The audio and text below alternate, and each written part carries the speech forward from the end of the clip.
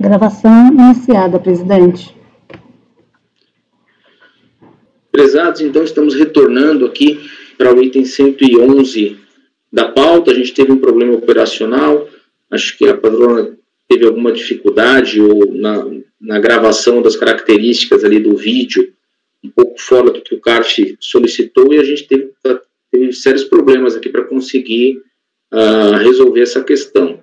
Então nós vamos retomar o julgamento, nós vamos projetar agora, o Lucas fará lá para mim a projeção da sustentação oral. A gente viu que vai ficar um pouco baixa a gravação, mas a gente está conseguindo todos compreender, ouvir, e creio que a gravação vai captar isso também. Então eu peço para o conselheiro Lucas que faça a transmissão da sustentação oral, por gentileza. Tá ótimo.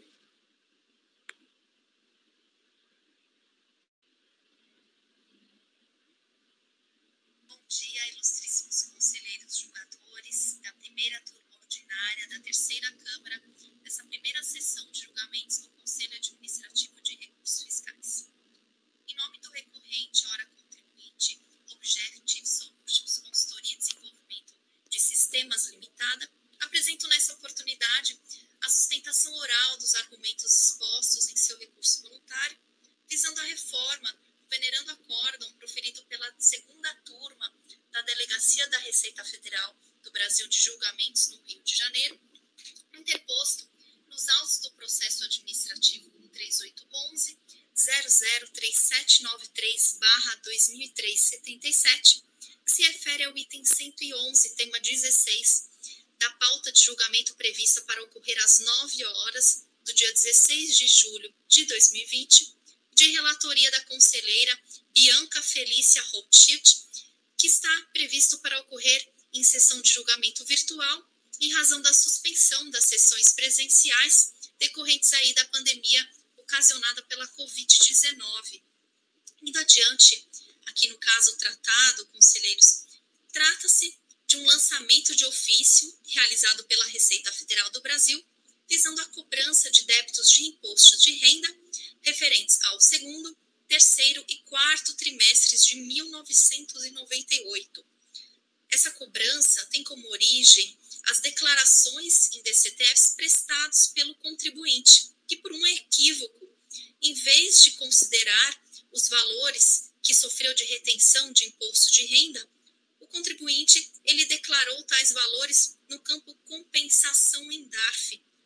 Então, a Receita Federal, ao analisar e cruzar as informações dessas DCTFs com as guias de recolhimentos efetuados pelo contribuinte, ela não localizou esses valores e formalizou aí esse lançamento de ofício que está aqui objeto de análise. Esses valores, conselheiros, no entanto, eles são indevidos e podem ser facilmente constatados pela simples análise das declarações prestadas pelo contribuinte. Não só essas DCTFs, como o DIPJ, transmitida em 1999, e o livro Razão, em que o contribuinte declarou um a um os valores que, somados, atingem exatamente o montante principal exigido hoje pela Receita Federal do Brasil. E é importante aqui esclarecer, conselheiros, que o contribuinte recorrente Objective não realizou a retificação dessas DCTFs, pois quando ele constatou o erro que havia incorrido, não só esse lançamento já havia sido formalizado, bem como já tinha se passado aí muito mais do que 5 anos do prazo legal permitido, que o possibilitaria aí realizar a devida retificação e esclarecer de uma vez por todas a origem dessa cobrança. E também é bom ressaltar e pontuar que o contribuinte ele somente se deu conta desse erro cometido por ele próprio no preenchimento dessa obrigação quando ele recebeu uma notificação de cobrança desse mesmo débito de imposto de renda, mas referente ao outro ano, de 1999. Então, quando ele recebeu essa cobrança de um débito que inclusive já havia sido inscrito em dívida ativa, que ele se deu conta aí do erro no preenchimento da obrigação acessória. Neste outro caso, referente a 99, o contribuinte, ele adotou como era já uma outra fase, né, já estava até em fase de cobrança pela Procuradoria da Fazenda Nacional, ele adotou um outro procedimento. Ele apresentou um requerimento esclarecendo o erro e pediu para que fosse cancelada a dívida. A Procuradoria remeteu o caso para a Receita Federal, que confirmou realmente o erro e determinou o cancelamento da inscrição em dívida ativa. Então, neste outro caso, a Receita Federal, numa simples análise, constatou que a cobrança era indevida e promoveu o cancelamento da exigência. Caso conselheiros tenham interesse em consultar e analisar o caso, que é exatamente igual ao presente, só muda o período, o número do processo, que inclusive já está arquivado, é 180.503.372/2004-11. E eu faço questão aqui também de ressaltar, conselheiros, os valores que são exigidos. No segundo trimestre de 1998, o montante principal exigido é de R$ 8.132,46. No terceiro trimestre, o valor de R$ 17.495,74. Já no quarto trimestre de 1998, R$ 18.107,44. Exatamente os valores que o contribuinte sofreu de retenção naquele ano e que declarou por um erro na DCTF no campo compensação em DARF. A simples análise do livro Razão há diversos valores que somados atingem esse montante e pode ser constatado aí todas as alegações que foram expostas ao longo do processo em recurso voluntário, memoriais que inclusive já foram transmitidos a vossas senhorias, e tudo isso, conselheiros, claro, o contribuinte reconhece o erro, não foge da sua competência, obrigatoriedade de prestar atenção em cada declaração, mas também é de conhecimento geral a complexidade que é hoje, já de longa data, que é o cumprimento de todas as obrigações, não só acessórias, como principais, que envolve o nosso sistema tributário nacional. E o que nos deixa, como procurador aqui do caso, não só desse, de outros casos, é a tranquilidade de que esse Conselho Administrativo de Recursos Fiscais também reconhece esse fato, não os ignora, e justamente por se deparar aí no dia a dia com inúmeras questões semelhantes e também adotando aí o princípio que rege e norteia todo o julgamento do processo administrativo fiscal, que é o princípio da busca pela verdade material, este conselho reconhece e muitas vezes cancela exigências indevidas, reconhece a existência de créditos, e eu aproveito aqui o ensejo também, conselheiros, para aproveitar e pedir vênia para ressaltar e ler aqui duas emendas bem simples que esclarecem bem e ilustram o caso em apreço. A primeira emenda é a seguinte: lançamento lastreado em informação incorreta. Erro de fato. Comprovação. Se o contribuinte logra êxito na comprovação de que a constituição do crédito tributário tomou por base informação incorreta prestada em instrumento declaratório, há que se promover o cancelamento da exigência. Essa emenda desse acórdão, conselheiros, é o de número 1302-00.548, da primeira sessão, segunda turma dessa terceira Câmara do CARF. Um outro caso, que não é exatamente idêntico ao objeto de análise aqui, mas que trata de constituição de créditos, também é importante ressaltar, porque ilustra bem os princípios que norteiam o julgamento, que é compensação, erro nos valores declarados a título de estimativa, recolhimentos a maior. O equívoco no preenchimento da DIPJ e da DCTF retificadoras não justifica a negativa quanto ao crédito pleiteado. O fato de a empresa ter feito uma grande confusão na informação do saldo negativo pleiteado já havia sido superado pela própria instância quo, quando esta reconheceu a possibilidade e supriu as divergências e diferenças observadas em homenagem aos princípios da instrumentalidade do processo, da economia processual, da verdade material, do contraditório e da ampla defesa.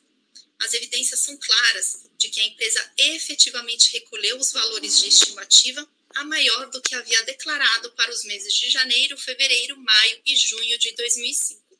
A ementa desse acórdão foi até em uma sessão bem recente, há menos de um mês, ocorrida no dia 17 de junho de 2020, acórdão de número 1302-004.481, segunda turma ordinária, terceira Câmara da primeira sessão. E concluindo aqui a minha exposição, conselheiros, considerando que os valores de imposto de renda exigidos pela Receita Federal são completamente indevidos por decorrerem de erro de fato cometido pelo contribuinte no preenchimento da sua obrigação acessória DCTFs dos segundo, terceiro e quarto trimestres de 1998, não restam dúvidas que está plenamente comprovado nos autos de que essa cobrança não deve prosperar, o que justifica e reitero aqui mais uma vez o pedido para que seja dado integral provimento ao recurso voluntário com consequente cancelamento do auto de infração e arquivamento do processo. Eu finalizo aqui minha exposição agradecendo a oportunidade e um bom dia e uma boa sessão a todos. Muito obrigada.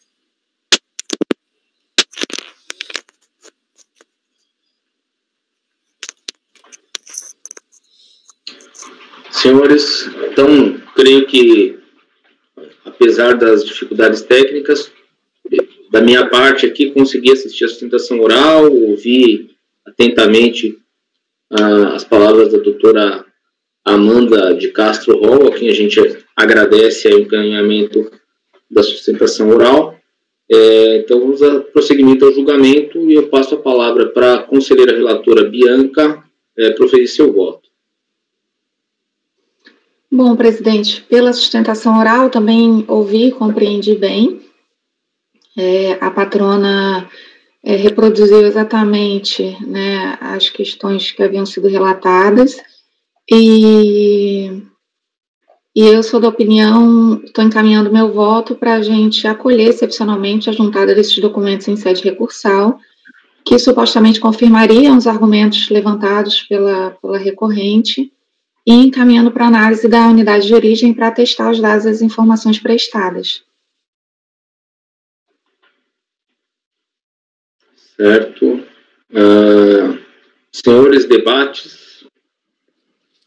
Eu tinha só uma observação a fazer, que esse é mais um daqueles casos, isso aqui é 98, parece ser auto de infração eletrônico, e que justamente quando havia algum erro, alguma inconsistência na declaração do contribuinte, ele gerava o auto de infração.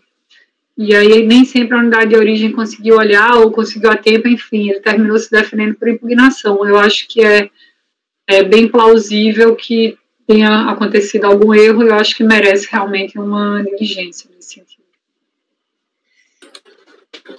Presidente, posso falar, presidente? Por favor. Eu não me oponho à diligência, acho que a diligência é uma boa solução e digo que, pelas características do caso, o argumento da recorrente é um argumento bastante plausível, porque essa empresa é uma prestadora de serviço. Então, possivelmente, a cada serviço que ela prestava e que era remunerado, vinha com a retenção do imposto na fonte. Então, como sendo uma empresa sujeita ao lucro presumido, ela teria que apurar o lucro presumido, deduzir que foi o que foi retido da fonte, e aí sim, se remanescesse algum valor, ele lançaria como devido na DCTF. Tudo indica que ele pegou o valor bruto e jogou na DCTF a fonte, indicando como pagamento em DARF. O sistema não encontrou e gerou o auto. Então, eu acho que a diligência é um procedimento adequado. Senhores, mais alguma dúvida? Não. Não? Podemos prosseguir, então, com a votação? Podemos. Conselheiro Roberto. Acompanho a relatora. Conselheiro Dornelas. Também acompanho a relatora. Conselheiro Lisandro. Acompanho a relatora. Conselheiro Rogério. Acompanho a relatora também. Conselheira Giovana. Acompanho a relatora. Conselheiro Lucas. Acompanho. E eu também acompanho o voto da conselheira Bianca. Então, por unanimidade de votos, converter o julgamento em diligência. Processo julgado, item 111, Na sequência, então, vamos para o item 112 da pauta. A recorrente é Companhia de Habitação de Londrina, Coab. A relatora é a conselheira Bianca, novamente, a quem eu passo a palavra. Obrigada, presidente. Esse é um caso que nós já julgamos outras vezes, relativamente simples. Recorrente ingressou com pedido de restituição de valores de saldo negativo de RPJ apurado no exercício 2001, no calendário 2000. O despacho decisório e a decisão de primeiro grau consideraram que houve a decadência do direito de restituição, alegando que quando da protocolização do pedido, que foi em 2008, o prazo de 5 anos já se havia encerrado, teria se encerrado então em 2005. Eu discorro sobre essa questão da decadência e, resumidamente, aplico o entendimento da súmula 91 para considerar que o prazo, nesse caso de prescrição, é de 10 anos.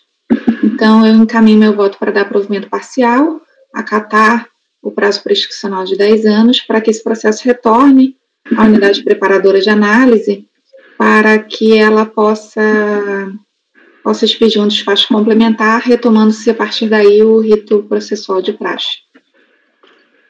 Certo, obrigado, conselheira Bianca. Debates?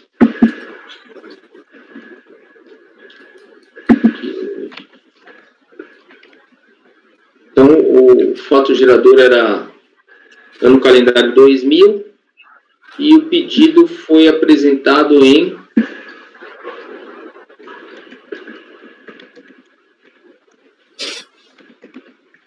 Quando é que foi protocolado o pedido de restituição?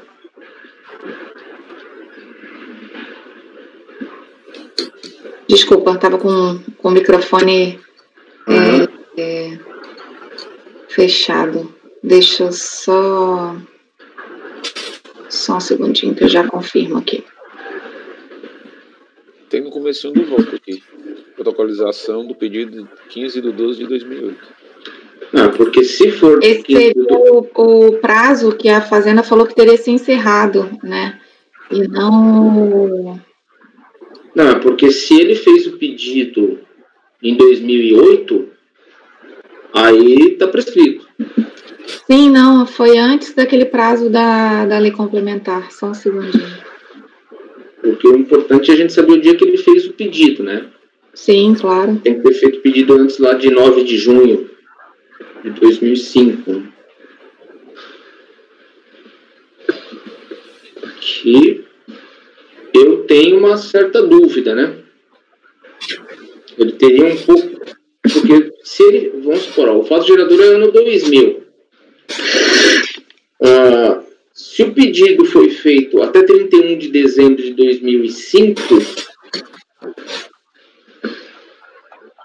estaria dentro dos 5 anos, certo? Sim. Não precisaria nem falar da súmula. Então, a súmula só se aplica se o pedido tiver sido feito antes de 9 de junho. Se ele fizesse antes de 9 de junho de 2005, não precisava nem falar, não ia dar nem 5 anos. Estou compreendendo o meu... Presidente, o processo, ele é de 9 de 2008.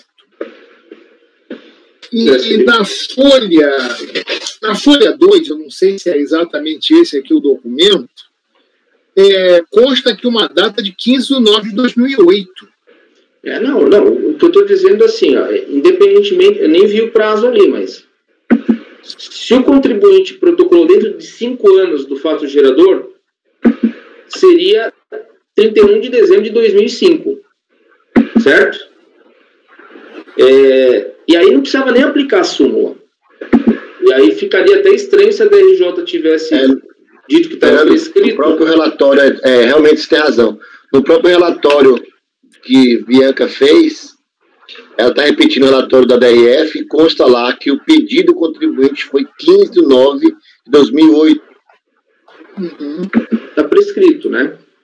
É verdade, 15/9/2008. Acabei de confirmar aqui nos autos aqui.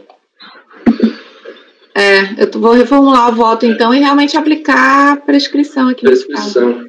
Porque como ele fez o pedido depois de 9 de junho de 2005, o prazo é de 5 anos do pagamento indevido, né? Sim, sim. Aí, em 2008, já estava prescrito. Tá, ok. Vou reformular aqui, então, e vou realmente vou aplicar aqui a prescrição. Todo mundo conseguiu se situar, pessoal? A petição em 2008, Consegui, eu acompanhei as datas aí também no relatório já transcrito da própria unidade de origem. Exatamente aquilo, é 2000, ele apresentou em 2008. Esclarecidos os fatos, então, presidente, unânime aí. Senhores, alguma divergência, então, ao voto reformulado da conselheira Bianca para negar provimento ao recurso em razão da prescrição? Não? Não. Tudo bem? Todos concordam? Relatora. Pode abrir o microfone aí, só fala sim para ficar registrado e pronto. Sim. Acompanha a relatora. Então, perfeito. Então, o item 112 da pauta, que, aliás, é o último da sessão das 9 horas, do dia 16, fica por unanimidade de votos, negar provimento ao recurso voluntário em razão da prescrição. Certo? Eu peço ao aval, então, que encerre a gravação, já que conseguimos vencer a pauta aí da manhã do dia 16 de julho.